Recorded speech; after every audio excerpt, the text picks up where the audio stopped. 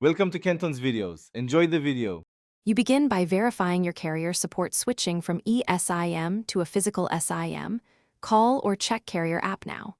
Once confirmed, backup contacts and any app data linked to the eSIM profile so nothing is lost during transfer. Next, power down the device and gather a nano SIM and an eject tool. This prevents accidental damage.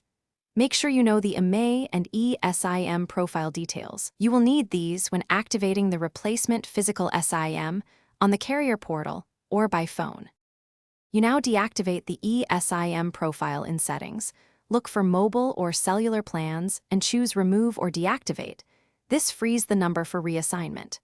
Once deactivated, eject the SIM tray and insert the nano SIM with the gold contacts facing down and aligned with the notch. Reseat the tray and power the phone on.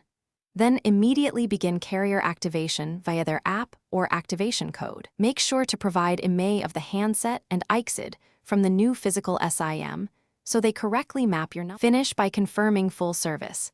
Make a call, send a text, and open data-heavy content to test cellular and roaming bands.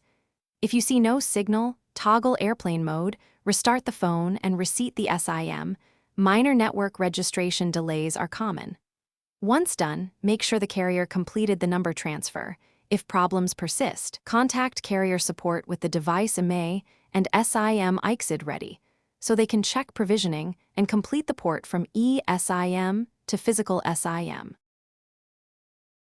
Thanks for watching. Consider subscribing if we helped you.